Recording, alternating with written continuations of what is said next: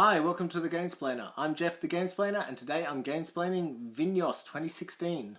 Vinhos 2016 is part of my Vinhos Deluxe box, which you probably saw last week. It also has the 2010 version of the game, the original version of the game in the box. This is a heavy game. The 2016 version, not as heavy as 2010. For my money, it's just made things slightly easier and more streamlined. The game is about winemaking in Portugal and buying wineries and creating wine and then selling those wines or sending the wines off to fairs for points and money, and the winner is the person with the most points at the end of the game. Hello Euro Games, thank you. The box says that it plays between an hour and a half and 3 hours. It plays very quickly and doesn't feel like it's a long game, even though it says that it is a long game. You'll lose your day playing this game, but you won't realise it, and you'll be really thankful when you get to the end of it. Last week I did the Gamesplanations for the 2010 version, which is the original version of this game. In doing a reprint, Eagle Gryphon Games decided to update some of the rules and make it more streamlined, and they've done that really well. And then they released this deluxe edition which has both versions of the game. So the 2010 version's on one side of the board, 2016 is on the other side of the board.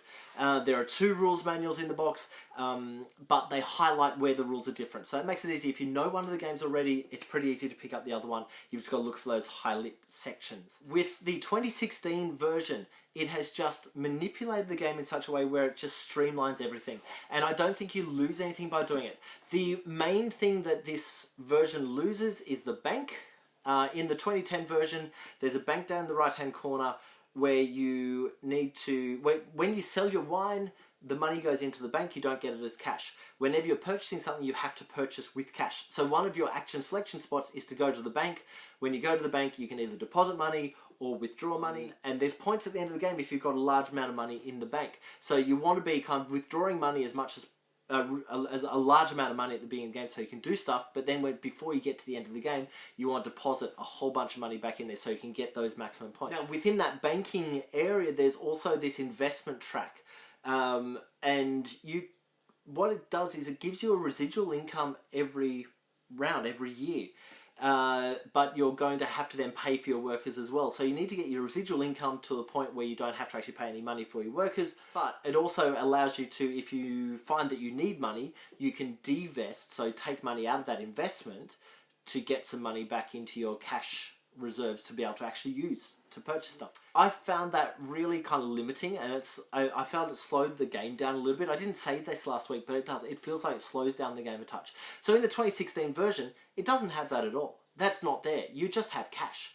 There are points at the end of the game for different amounts of cash that you have, but it just takes that whole element out of the game and you don't have to worry about it anymore. So if you're someone who struggles with mathy things and cash flow and all that type of stuff, you don't have to worry about it in the 2016 version. The other thing that the 2016 version fixes up or moves or manipulates is these thing called the magnates, which are basically the wine people who are judging the wines. In 2010, you will spend a wine, or when you send a wine to the fair, you'll be able to send a barrel up to these magnates. And that will then sit you in a position where you can spend a wine to move your wine barrel and take an extra action for free, depending on which icon you're sitting on. And you'll just move around depending on which magnate you are. And then as you get closer to the end of the game, you can spend a wine to move across to some end-game bonus point locations. What it's done, instead of doing it that way, now you have 6 wine barrels sitting up in that magnate area, and when you go to a fair, you'll be able to collect, hopefully, 1 or 2 of those barrels. And when you collect those barrels, once you've collected the barrels, after the end of the fair, you will then be able to spend wine to purchase any of the cards that are up in the magnate area, to be able to have extra actions whenever you want them, or to purchase the cards that will give you end-game bonus points. So it's the same idea, it just works in the opposite direction this way. And I think, look, both ways, I've got to be honest, both ways are a little bit clunky and don't really sit comfortably with the game. It's kind of like stepping out of the game to get these bonuses, and then we step back into the game to make wine again. But I think the 2016 version probably works a touch better. That you're making the choice once and you don't have to worry about it again. Other than that, the only other changes are you start with more money and you don't have to pay for your very first first vineyard that you purchase at the beginning of the game. And there's a little bit of different manipulation when you go to the fair. I think actually I kind of like the 2010 version that has the 4 different elements that wine has. So what it tastes like, what it smells like, the alcohol volume, and what it looks like. Those 4 things in the 2010 version sit on this track, and whenever you turn over a weather card or at the beginning of each year, which will tell you a bit of information, it tells you you're going to have a good year or a bad year, so it's adding or detracting the value of the wine. It also has these little icons. Those icons in the 2010 version will move markers up a track. So if there's 3 icons, it moves up 3 spots. If there's 1, it moves up 1 spot. And then when you go to a fair, you'll get points depending on where those markers are and depending on which kind of judge you've taken the wine to, which judging booth you've gone to. And I kind of like that. In the 2016 version, those markers only help you out on the year where the wine fair actually happens. And so if there's 3 little icons there, you're allowed to use 3 of your wine experts that you might have purchased or picked up through the game. You're allowed to use 3 of them to then add value to your to your fair wine. I don't know, I feel like the 2010 version actually nailed that a bit better than the 2016 version, but both of them work.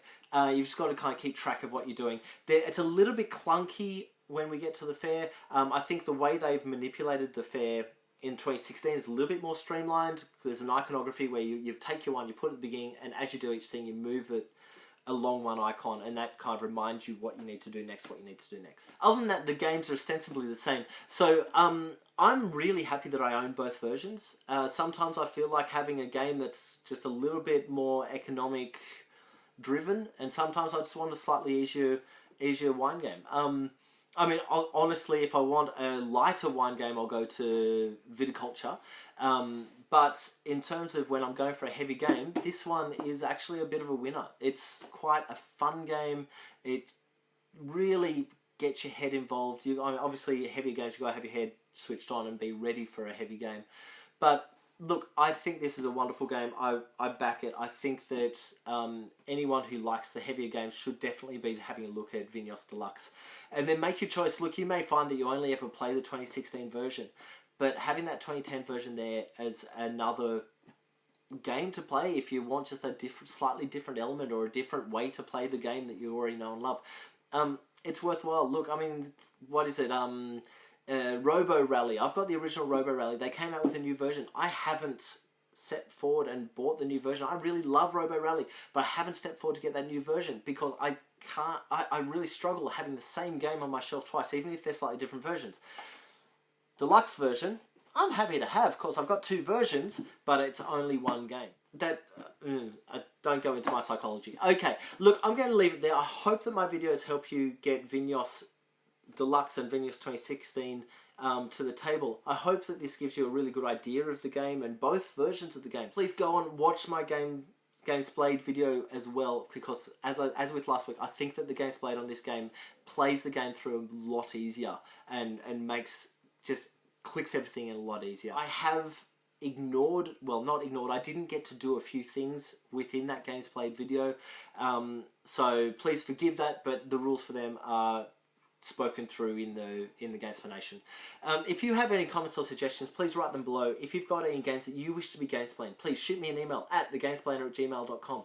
Follow me on Instagram and Twitter at thegamesplainer to see what games I've been playing. Check out my blog, thegamesplainer.wordpress.com, to read about my adventures in gaming each week. Subscribe to my videos to keep up to date with the games that I'm gamesplaining. And until next time, enjoy gaming!